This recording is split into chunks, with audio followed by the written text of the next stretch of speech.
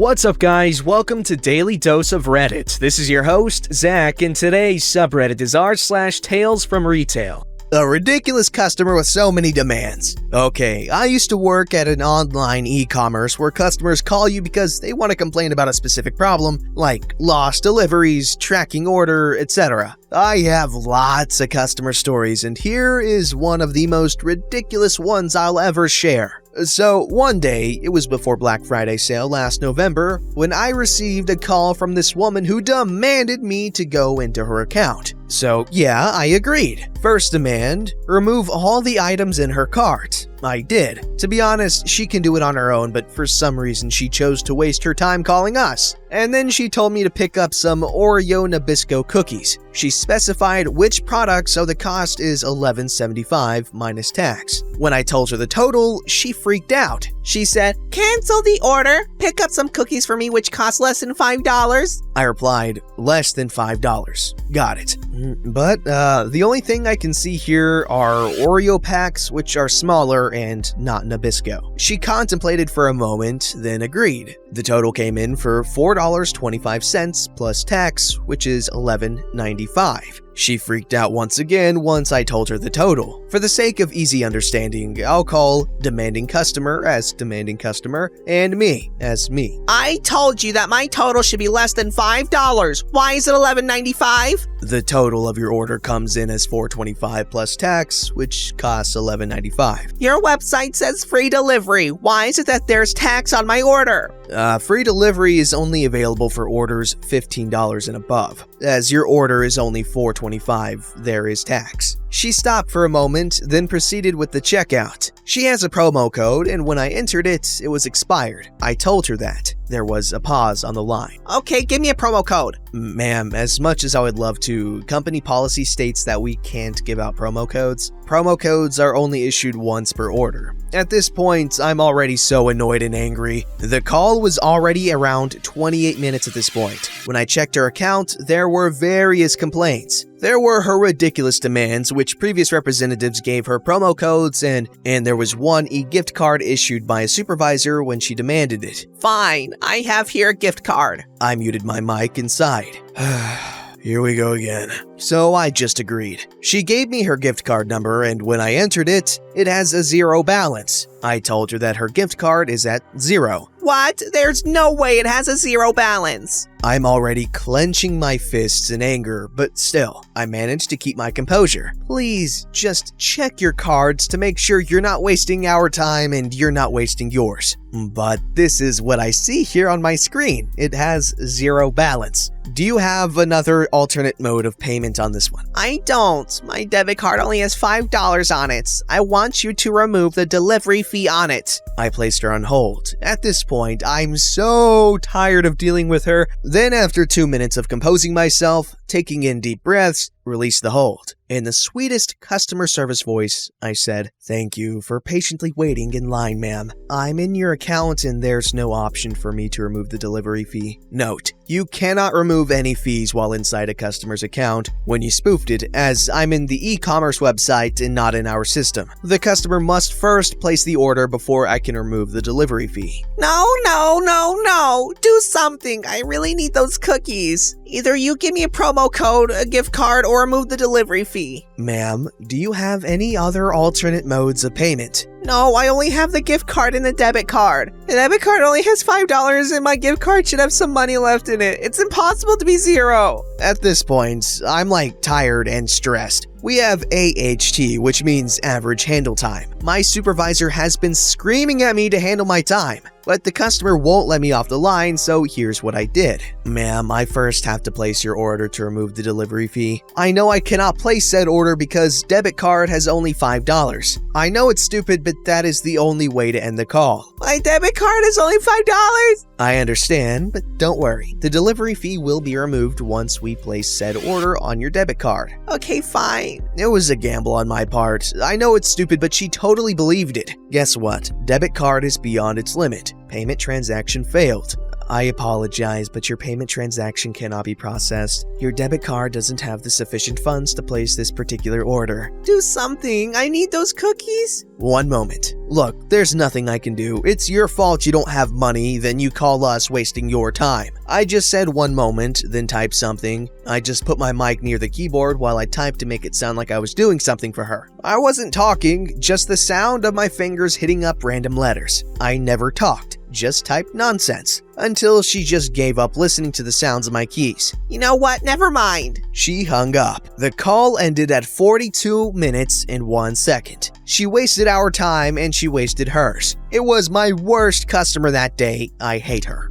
Alright guys, this story's called That Time I Didn't Go the Extra Few Thousand Miles for a Customer. Teal deer at the bottom. Sorry, this turned into an essay. First time posting, I just got a little excited. During high school and throughout university, I, male, 28, but at the time of the story, about 21, worked part-time at a fruit and vegetable produce store. I'd worked there from the age of 15 and had a very good understanding of all things fruit and vegetable. And after a few years, and when I'd finished high school and started university, looked after the store in the afternoons when the boss went home. The store was in a medium-sized mall shopping center in a pretty affluent area in the suburbs, and the customers were great for the most part. There was, however, a lot of pedantic customers who would demand really good quality local produce, which is what the boss prided himself on stocking where possible. On Thursday nights, we stayed open until 9 p.m. as the shops would close a little later than the 5:30 they normally did.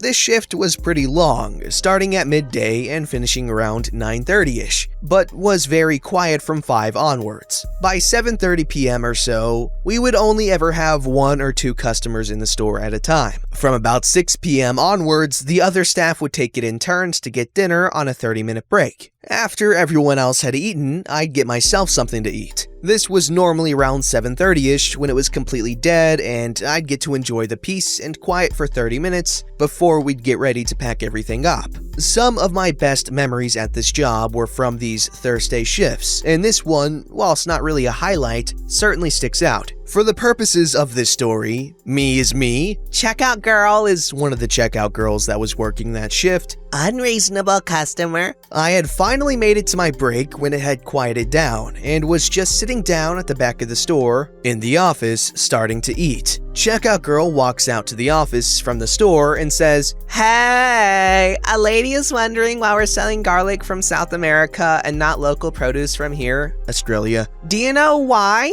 Me, just happy I know exactly why so I can nip this in the bud and carry on eating. Oh yeah, just tell them that there's a couple of months each year that the quality of garlic drops in Australia because it's difficult to grow at some times of the year. We're buying imported stuff that's a bit better than the local garlic, but we'll have the local stuff back soon. At this point, I go back to eating, thinking that's the end of it. Checkout girl walks back to the office a minute later. "Hey, sorry, but can you come and talk to this lady about the garlic?" Checkout girl had worked there for a couple of years and was all over any general fruit and vegetable or any checkout related issues. She didn't do any stock ordering or purchasing though, so I initially thought this customer would just want a bit more detail as to when we'd get some local produce, and I was hoping this would be a quick conversation. I walked out from the office and she ushered me to the lady. Me to the lady. "Hi, I understand you're wondering about this garlic. We're just in a bit of a glut locally at the moment, so the best stuff we can get is from South America." Unreasonable customer not skipping a beat. "How do you know that this garlic is okay?" Me quite calmly.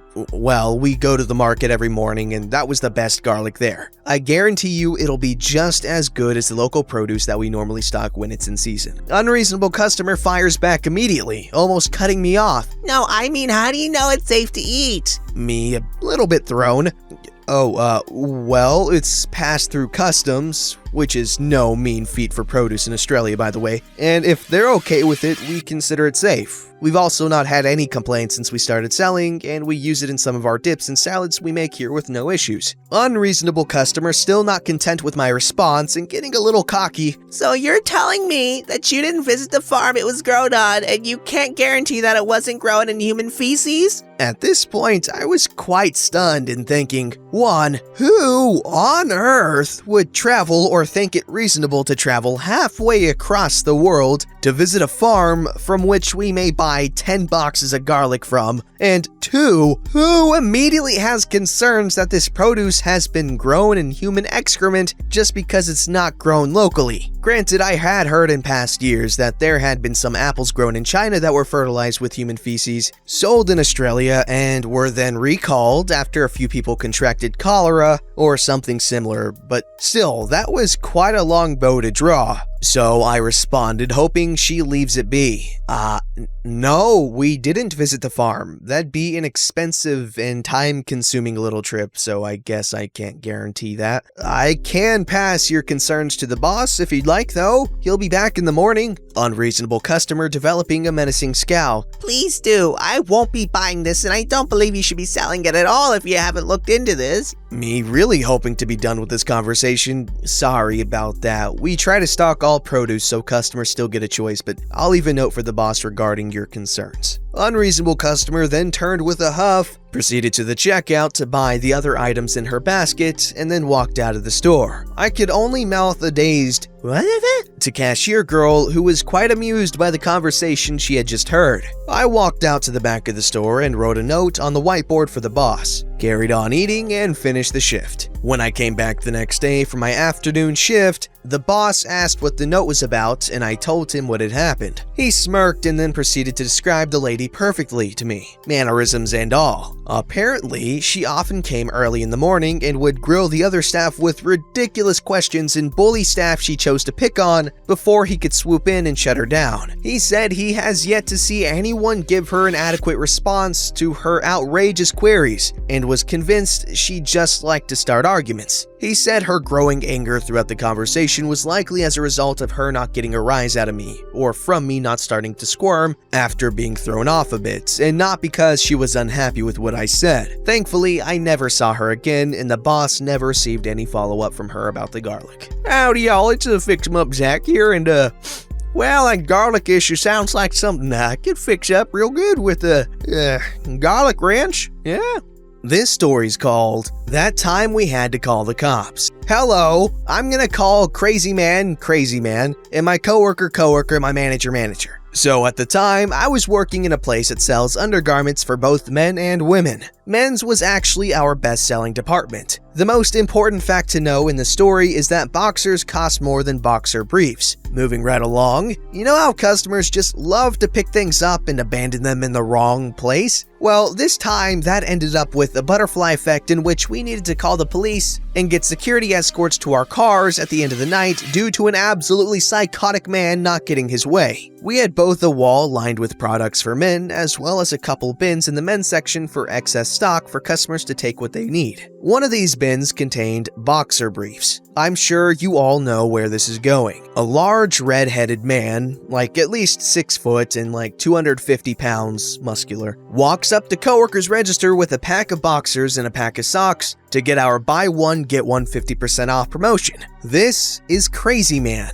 Coworker, who's a little old lady by the way, rings up his items and tells him his total. I'm on the register next to her as it was a busy weekend day, so I can hear all of this. Not that I'll need to be that close. Crazy Man starts flipping out. Why is it so expensive? I didn't pick up anything that expensive. Well, the socks cost This much. and the boxers cost. This much. So at the sale, that's what the total comes up to. No, the boxes cost less than that. I read the sign, they definitely cost less. Would you mind showing me where you picked these up, sir? Crazy Man brings her over to the boxer brief bin, I'm sorry, sir. Looks like another customer put these in the wrong spot. pointing to where the boxers are on the wall. They're actually... This much. My manager was in the men's section and stopped what she was doing to listen in. Well, you had them in the wrong place, so you have to honor that price. Sir, I don't have control of where other customers leave things. There are no other boxes in this bin. They cost... This much. If it was an error on our part, I would honor it, but it isn't. You need to honor the price. No, sir. I can remove the item if you aren't interested. Are you stupid? You need to do what I said.